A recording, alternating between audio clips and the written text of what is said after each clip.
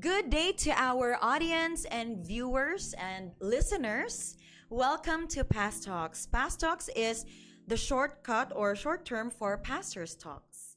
This is a program where we feature Blessed Hope House Church pastors all around the city to talk about their life, ministry, their struggles, and of course, their victories. We all know that a pastor's life is not easy, so we are here to inspire, encourage, and give people a glimpse of what it's like to be a pastor. Okay, so today we are joined by two pastors of the house churches of Blessed Hope. So here we have the pastor of Bara Ipunan and in Berjaya, Kamamanan. Let's welcome Pastor Nilo Taray and Pastor B-Boy Martos. Good day everyone. Good day sa atong mga viewers and listeners. Mayang hapon sa tanan, to all the viewers of Blessed Hope ITV.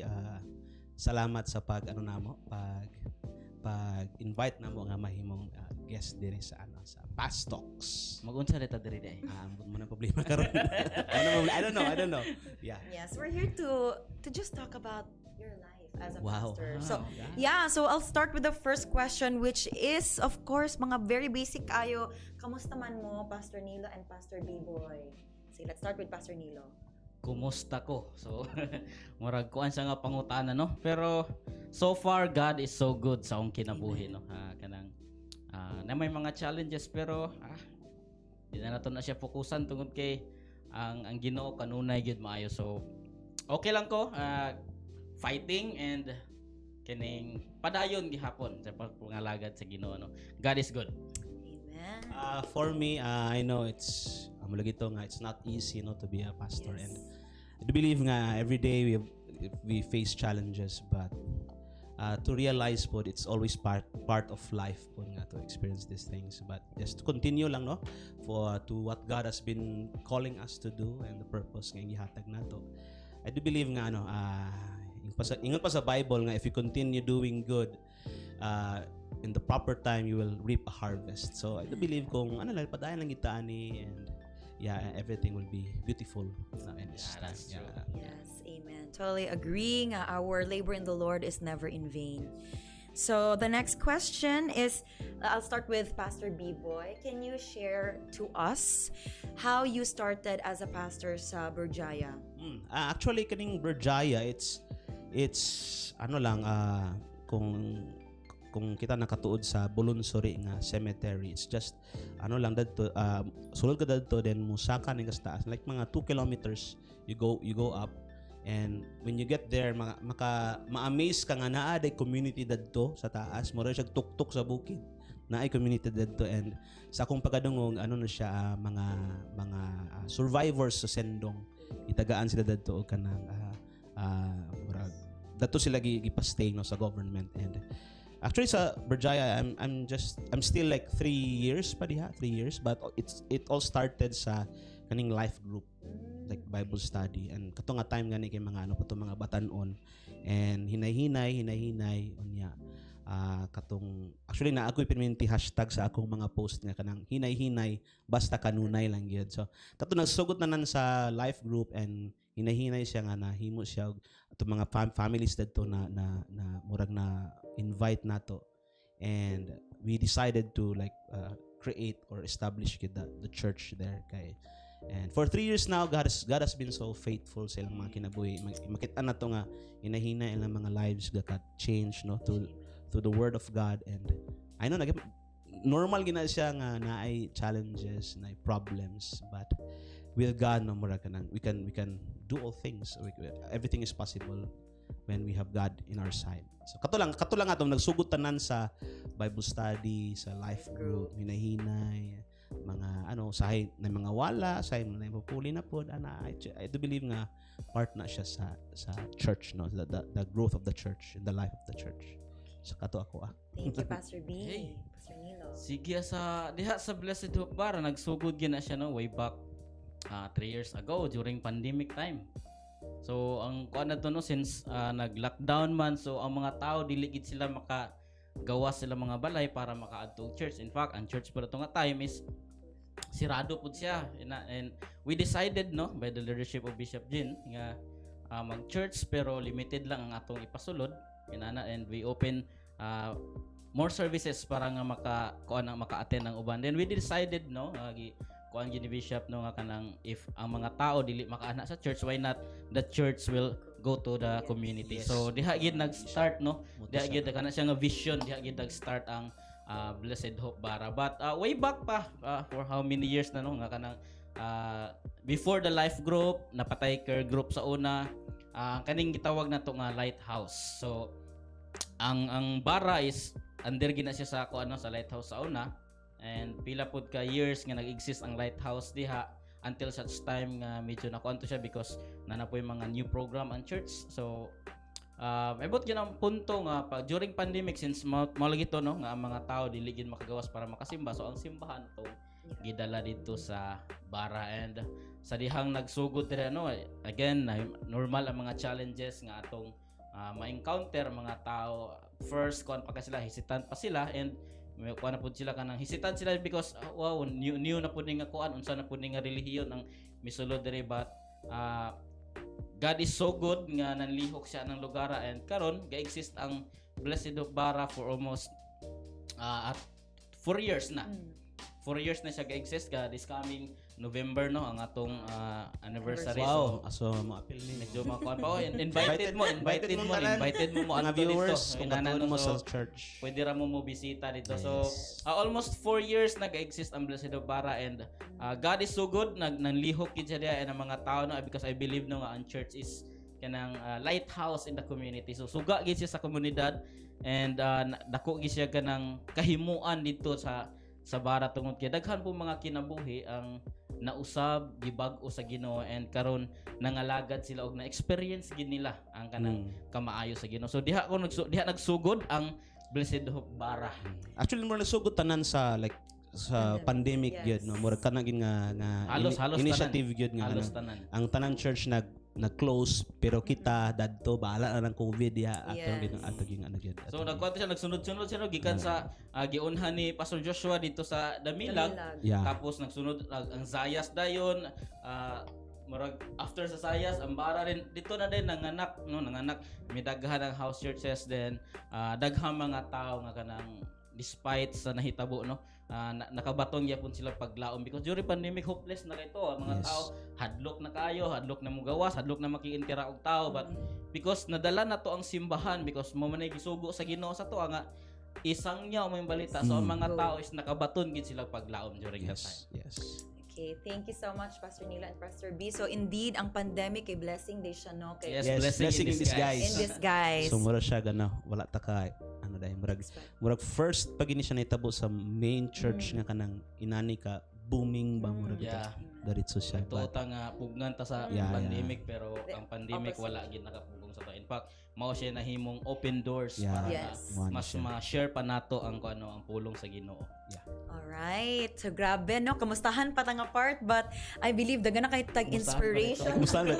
Sorry. Yes, kamustahan pa to siya. Nakakatasan mo day. Yes, inspiring na kailang mga gipang share. So, today, our topic is very common, of course. It's about sharing the gospel. So, how important is it as a pastor to share the gospel, Pastor B? Oh, no, sila po. Ikaw na po. Actually, kung taan na to ang Bible, it's part yun na siya sa sa sugo sa Ginoo nga mag-share, no? It's very important kay diha magsugod tanan. Mm. Kay pagsugod sa Berjaya diha gid murag moto akong gigamit nga kanang gyud pang entry sa ilang kinabuhi ba sa ana. First na mong kita mo gid akong gi-share. It's very important kay para ma-establish nimo ang ilang spiritual lives kung asa sila, and to think about the area Berjaya kung makaadto lang mo dadto murag lahi gid siya kay murag kung moingon ka nga katubitang mga sinalikway sa sa komunidad na tanan dadto, and it's kana bitang it's really challenging nga to really go there nga kana bitang mura na imong dala pang gospel na gyud, and with God also, no? And that's enough. That's enough.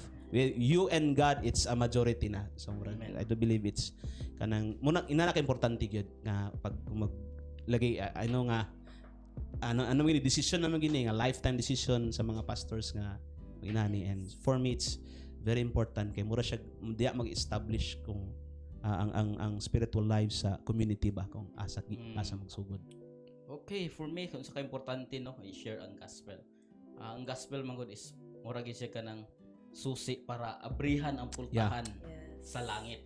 Pero since abrihan pa man, it's the person nga mag-decide kung gusto ba siya mosulod. So inana para sa kuno nga importante mag-share sa gospel, dili lang lugar for us pastors but every believers nga gitawag sa Ginoo, giluwas sa Ginoo. It's our responsibility to really share the gospel. Kay ang ebanghelyo or ang gospel is our way nga kanabitaw makabaton tag relasyon nga mailhan na to ang Ginoo so that we can have relationship with God. So inana ka importante ang pag-share sa gospel. Again, dili lang sa amo ang mga pastors but every believers tanan ta because commission ta to preach the gospel, to share the word para nga mailhan kinsa si Jesus sa atong mga kinabuhi and ma-experience po nila ang wonderful plan ni Lord. And ang gospel mo ra po ang first step. Then we look at Matthew 28, go make disciples. And you can't go kung kanang ano lang. You need the gospel to really. The gospel is kanang John 3:16. Maglisod man tag make disciple kung dito sila ma-share sa gospel. No? So inana siya ka importante. Pero night time yun nga nandi sila mo sugot. So I don't know. Unya pa na siya. Oh, may mga struggles. Ito pa na siya. Tama. Sorry, ano. Okay, sige. Okay, thank you. And so since given naman nga you have different demographics, like for example na mention ni Pastor B, ganyan mga salikway or you know very yes inana nga kind of people, and I'm not sure po unsa kang Pastor Nilo sa demographics ni dito.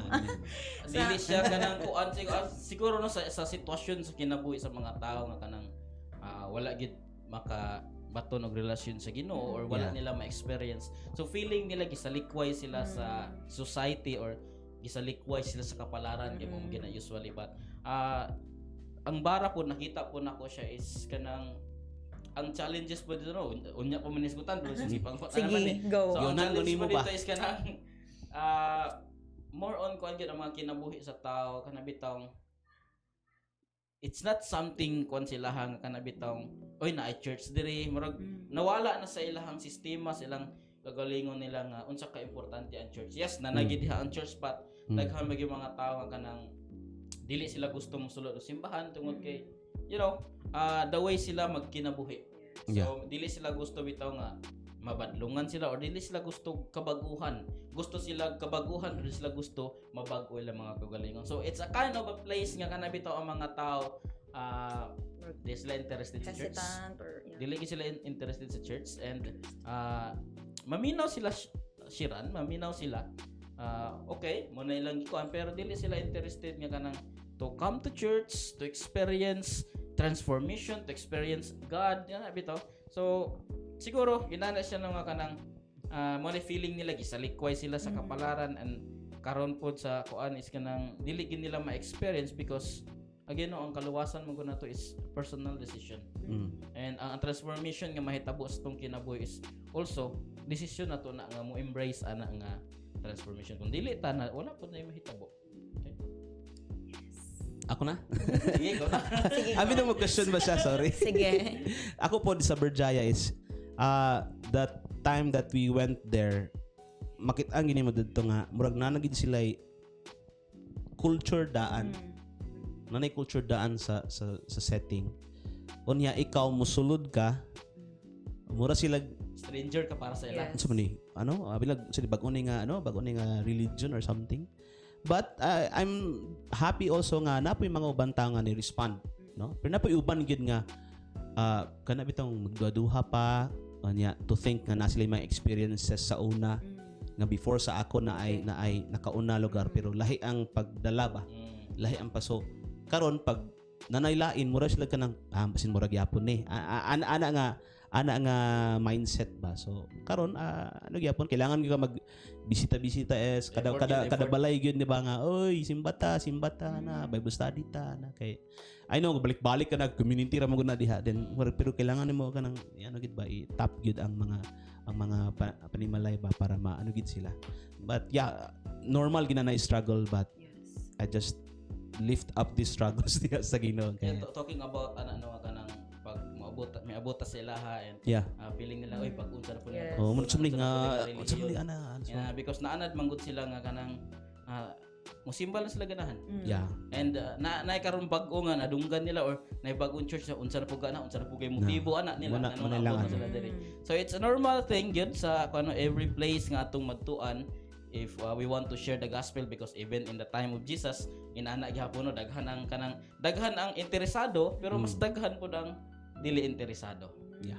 So nanagin na sa to by the help of God of course kita nahimo ra man tang instrumento Yeah. nga isulti ang mga balita. It's God and it's the Holy Spirit nga mao mo move sa ilang mga kinabuhi. Mo mga struggles sa So naguna namin sa imong wala, sorry akong sa question.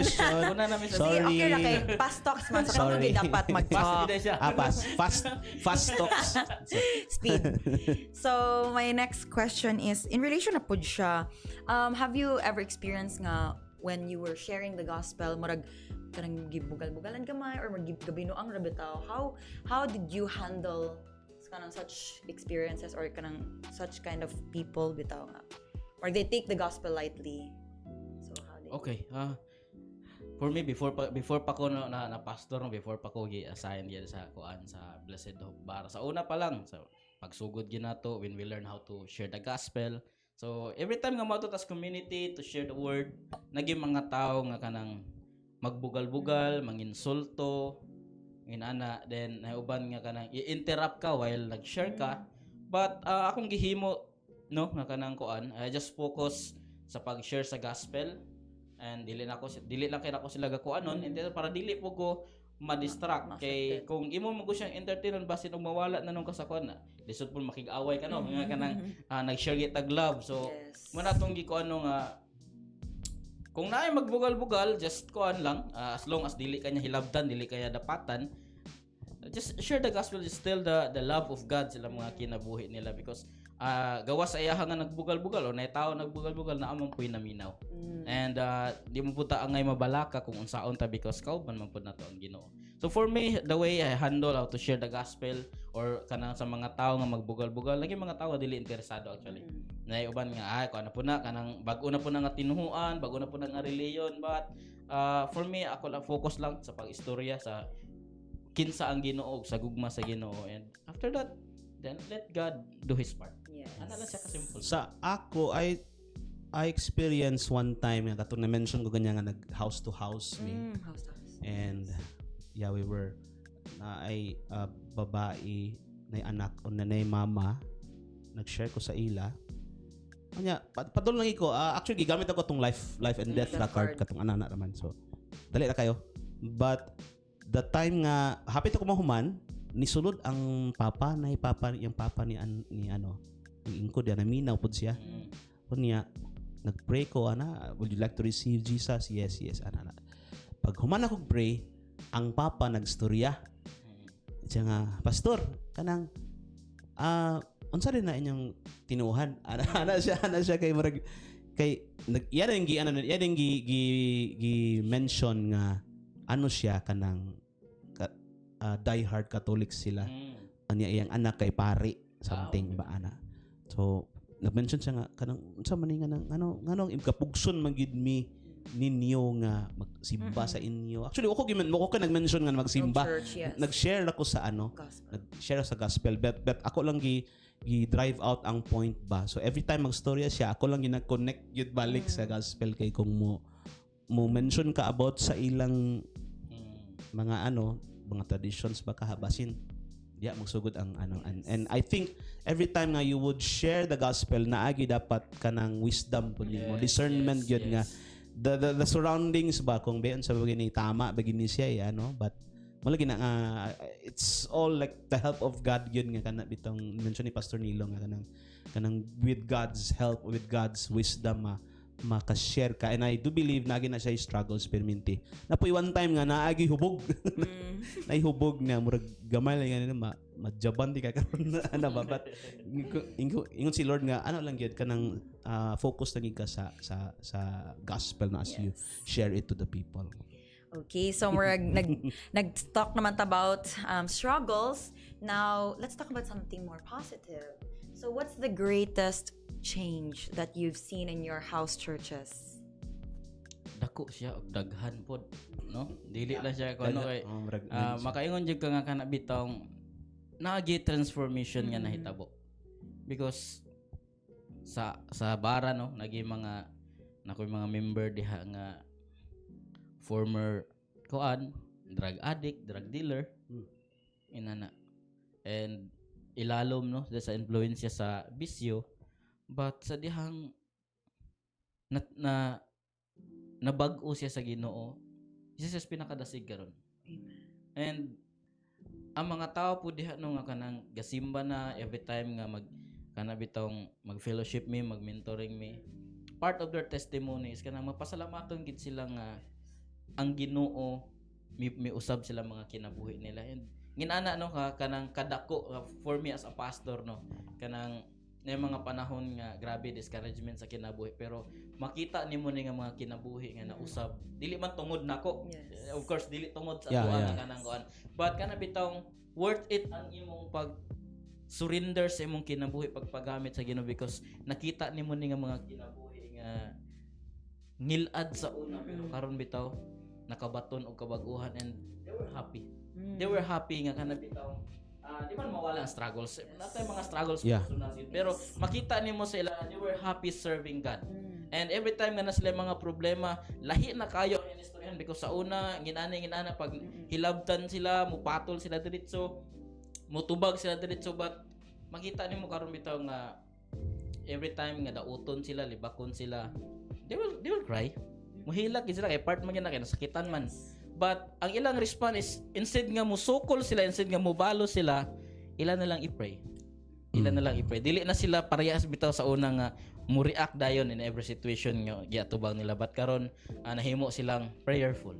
Nahimo silang grateful silang kinabuhi bitaw na taliwala sa kalisod, and yet God is kana bitong providing them of their daily needs. So sakto itong gingon sa Bible nung mingon si Jesus nga kanang when you pray sa katong itudluan niya yung mga disipulo sa pag-ampo, give us this day our daily bread. I always reminding them nga actually ang gihatag ni Lord sa to every day is not just our enough, but more than enough. Kay ang purpose man po ni Lord is for us to become a blessing.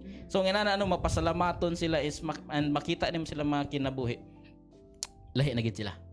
Nagid dako nga kabaguhan sila mga kinabuhi, and ang Ginoo is nagpadayon pod sa pagplastar sila mga kinabuhi nila. So ang ako lang question, like nag-question man ka nga pagkabaguhan. Sa kabaguhan sa ako or sa mga tao? It can be sa imong life. Ang duha lang tingali ang duha. So actually sa ako kay dual gyud more apil sa kuan ay kabaguhan kay I never realized nga makaano di ko ani, makabuhat di ko ani ba, maka like go to the community. Wala nimo ma-realize nga mapastor ka. Iya kay gabi basta si Lord manawag yung bragoy. Ano ito? Pero ang sa ako manggod kay like I've worked in a bank for like 13 years na. So akong gusto gid is like one of my plans yun like was to retire sa bank as a kanang bank manager. Mo gina akong ano kay, pero again the Bible's telling us nga kanang daghan kay plano ang tao, but the purpose or the plan of God will always prevail. Yes. So kato nitabo sa kuha. And now I just realize nga basin dili ko bank manager di ko sa church.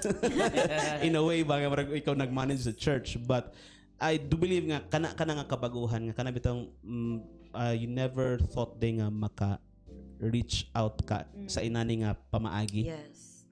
Ano ba? Nga marabitag abi na Out of your comfort zone. iya pagtanaw nako nga kanang sila ra may kabaluan na, then not knowing nga day kanang hinay-hinay ba nga uy mabuhat di pud yes. Nimo, but I know nga di na sa akong kakayahan, but it's all of like the grace of God and the help of God also. Sa mga tao pod makit-an po nako like to continue lang katong gi-mention ni Pastor Nilo nga nay mga katong mga bisyoso kaayo, makit-an gid mga nay kabaguhan tong mga libakiro sa una, mga grabe nga mga libak karon kanang di na kaayo. Pang-invite na sila. Pang-invite. Mga libak pero di na kaayo. Napoy one time nga katong mga bisyoso gabingo gid siya, then there was one time nga niagi ko sa ilang atubangan. Ade murag ang ilang anak di ay nanako sa church, pagbantay na ko wala may tao sa church. Ilang mga anak, na nilang mga anak sa church nagniadto rin balik sa ilang mga mama. Siya nga ma, nana si pastor. Sobrang, nas pastor. Murag bitog ni Mga pulis kurat. ba? Narid. Sukat ato, murag ano na sila murag layo kay nana si pastor ana, pero murag akong gibalik-balik sa ilang kana bitong hinahinay. Di ba ko gapang like daritsuon bito na to nga. I do believe nga change, transformation does not like it's not an overnight Yes. process nga. Pagka ugma oy bago na rin ka. But with God's help, murag hinay-hinay, basta kanunay, ano lang gid mabatunan nimo na, and it's also a decision, no? Yes. Sa tawag yun nga kanang mo makita niya nga na ay power, na ay transformation sa iyang pulong, no, and sa iyang presensya. Okay, so katong yan namang gi-appeal yung personal. So kita man siguro tanan no, natay hesitation when we Yeah. start sa pag serve no, kay feeling lagi nimo nga kanang sila ra may kabalo na, maayo sila na kanang even ako sa akong kagalingon, mao gyapon nay kanang kuan ako nga dako akong hesitation sa akong kinabuhi ko, kaya ba na ako magpastor? Pero mo lagi na no, by God's grace naabot ko karon kumasa ko. Just to encourage everyone, dili pud tanan gitawag nga pastor. Yes. Ato Pwede na in your basin manu pastor na pwede, but in your own field, on your own industry baka ha, kung na baka sa engineer, na baka work baka ron engineer, naka sa office, naka sa bank, naka sa ano, God can use you everywhere. Yes, and also no, Decision na kanang, gini mo. dili pod sa to nga moingon ka nga, like for example ako nga gusto ko magpastor, pero kung dili mo na mo itawag sa Ginoo sa imuha, Yeah. ayaw gid pugsa. Pwede ka tawagon ni Lord sa lahi nga area. Yes. Pwede ka like kung doktor ka, pwede ka maganog mission. Mission ka. Pwede po nga kanang sige, focus sa imong unsay gihatag nga task ni Lord sa imo, because someday pag tawagon na ka ni Lord, Yeah. di ba, daghang tag mga kauban nga mga pastors nga professional. Yeah. But ilang gitalikdan ilang profession because na-feel na nila ang tawag ni Lord sila. By the end of the day, imong life should please God. yes, Glorify mo God. ginay pinag-importante in everything you do. Yeah. Glorify God. Yeah. Amen. So, pastalks gid kay paspas kasi Okay pa kada. naunahan gid ko nila. So, I was gonna ask them about like unsa sorry. advice.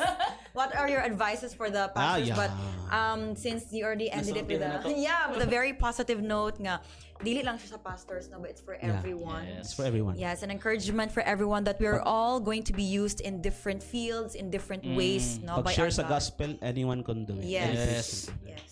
So, with that being said, we thank you once again, Pastor B-Boy of Berjaya Kamamanan, Pastor of Berjaya Kamamanan, and Pastor Nilo. Murag mo po kaayo. Wow, gusto yung Lagi. extension. Murag lami na ng story. Yes, thank you, Pastor Thank Nilo you. of Ambara, Ipunan. So, Ilang sorry, mo balik pa ang pagkatapos. Wali mo rin ta. Okay. more episodes with Yes, you. salamat kaayo sa Pastors. time. Thank you everyone Yes, thank you for inviting everyone. us here. Yes, And- it's a pleasure. And watch out for our Spotify episodes because this will be aired on Spotify soon. So stay tuned and thank you once again. Have a good day, everyone. Bye. God bless. God Bye-bye. bless.